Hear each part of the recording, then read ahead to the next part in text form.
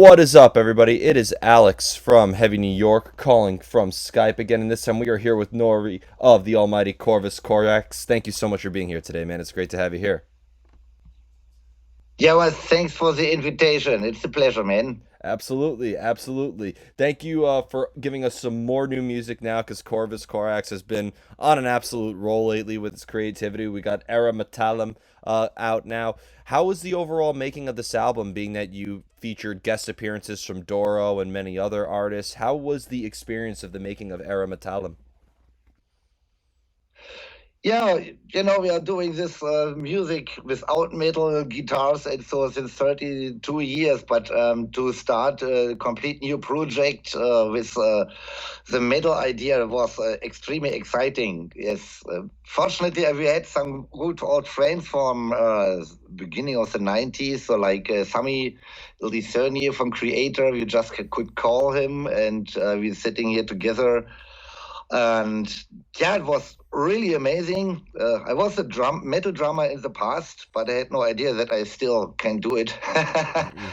And yes, and yeah, then we finished everything. Then there was this damn plague, and we had time to think about this and that. And then we got the idea, man, we can ask some of our friends if they want to join the project as a special. So we asked Doro Pesch, and Sabina Klaassen from Holy Moses, and so on. This was really fun. Yeah, it sounded like that. That's how I would describe Era Metallum. It's a very fun album. It seems like there's not too much to be analyzed. It's just getting lost into the making of this album. Did this feel like a very natural progress where there wasn't too much thought going into it? It was just a very fun thing to do without, having to focus too much.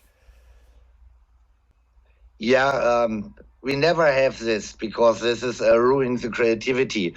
Um, you know, except one song, all these songs are kind of cover versions. So we did it in the past as a pure medieval band, so folk medieval band, and we got the idea a long time ago that we really want to play our own song with metal idea, with metal power, and yeah, we just started to check our songs and started to play this with a new style. Some we just kicked immediately out of the idea because it was not working, and it was not difficult because the idea was you want to do it for fun. I don't think that we will become extremely um, great with the thing, but we want to do it. And you know what? We don't have a management or a big label. No one is telling us if this is a good idea or not. So we're just doing what we want. And this is always fun. Yeah, absolutely, because you don't have anybody over your shoulder telling you what you can and can't do. Totally right. Yep.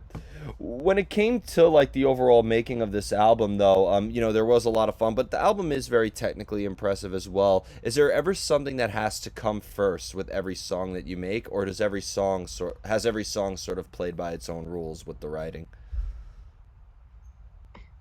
Yeah. The base of everything is always the archaic part of it. So the bagpipes, some percussion stuff, hurdy-gurdies, just first to create an atmosphere.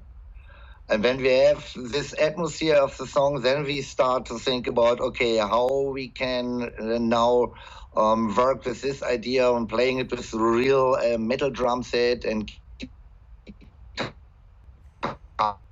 and yeah, so we always start with a atmospheric thing, and I think this is maybe what the interesting thing in our music. We don't start with a rock and roll song and then we add some flutes or so. It's the other thing. We started with a bass and with all these natural instruments, and then we add the metal idea. And And this is great. Yeah, and it's funny. Were you at all like looking at fellow bands that incorporate this in their style as well, with bands such as Elevite or Corpaclani or Ailstorm? Were you kind of like looking at a lot of other folk metal bands as sort of references for the making of this? Of course, we know all these bands, but A reference, no. I think we we're always living kind of in a bubble, you know. We listen to other music, but when we're doing our own stuff, the rest of the world is kind of not existing. So that we don't start to cover ideas of other bands or so. Yeah, absolutely. You always kind of go into your sort of own world in a way. And when it came to like is this? Would you consider Era Metallum to almost have sort of like a concept behind it? Because every time I see a band incorporate folk in their sound, there's always like a story that goes along with the making of every that goes along with the album itself. Is this album have conveying a specific message or specific meaning, or is this again kind of just going back to what you say, fun? There's nothing too much to be analyzed. Yeah, the idea to do this metal crossover thing started with our Zwergler CD.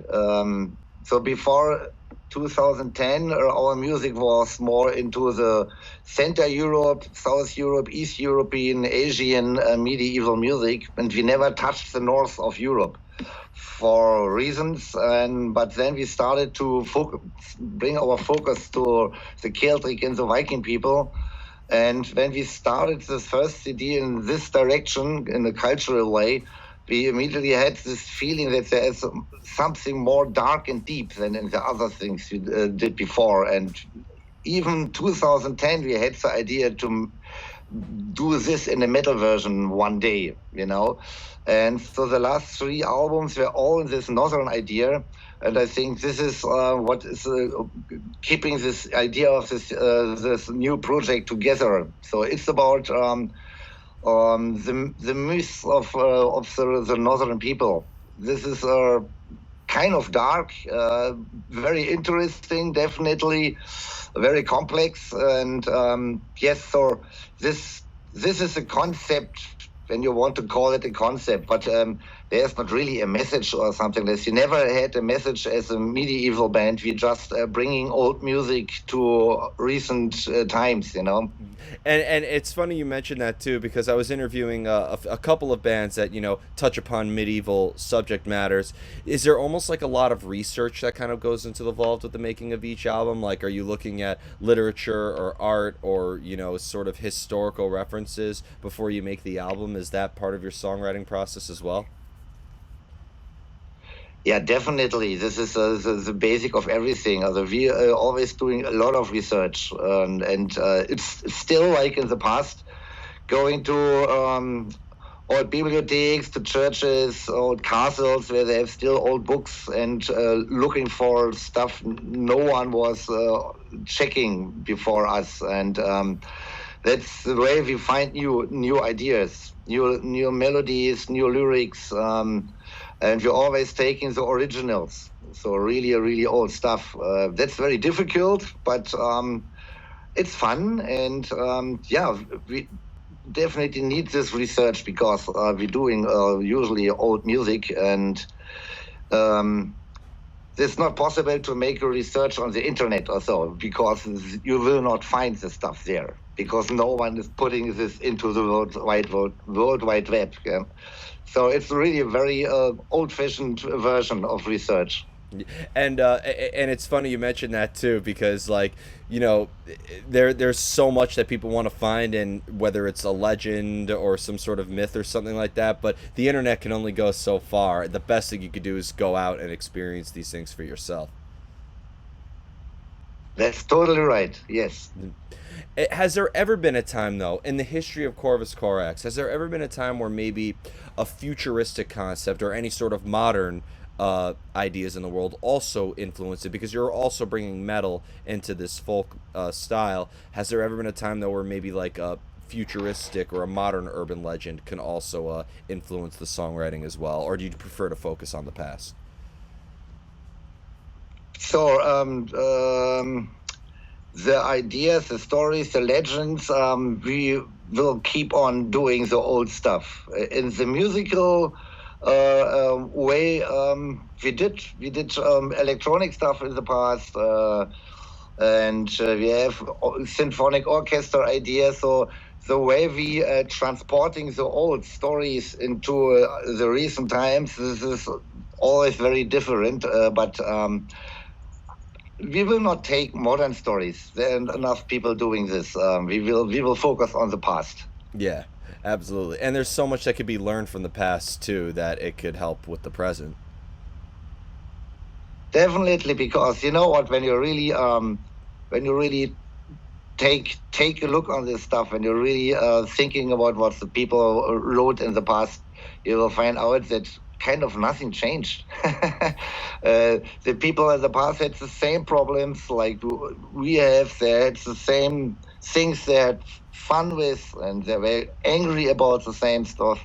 And even now, really recent times, the pandemic idea, they had this black plague. Obviously, it was not so different. It wasn't much more deadly, but how the people react on this was kind of similar. And now we have this war here in Europe. We in this the story about Sverker, this old Swedish king, telling the Danish king, you know, you will win the war, but you know all the people will cry. Let's don't do the war. And of course, there was a war because the Danish king was not listening to him. But it's always the same.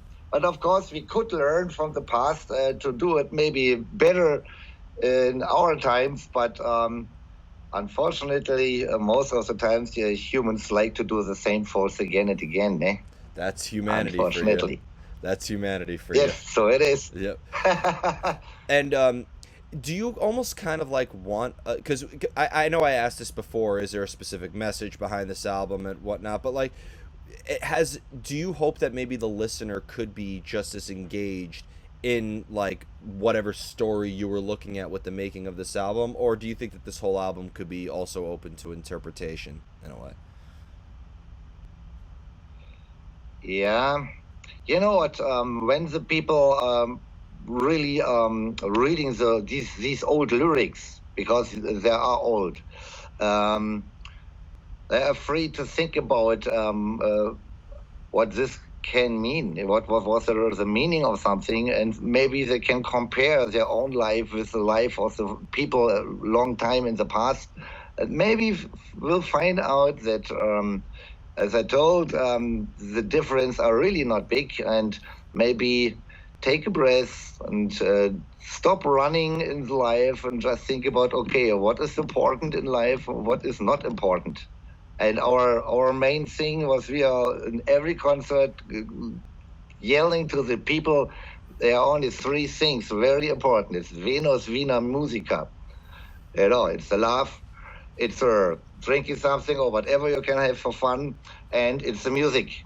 Get all the other stuff. It's something you can be angry about, but makes no sense. Yeah. Well, going back to what you said, how humans haven't changed in the past, one thing that will never change in the past is that humans still need music and we're still touched by music and it gives us an effect regardless of what we listen to or how we listen to it.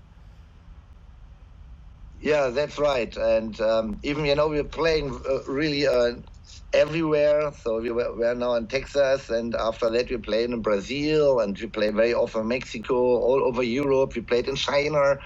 And the thing is, most of the people think, yeah, the people are so different. They have a different culture and different language. But when be there, you are on stage, and you're performing your music, and the action direction is everywhere the same. The people are touched by the music, and they're smiling, and they have fun, you know. So the international code of music, so this language, this is really amazing. And yeah, great. Definitely.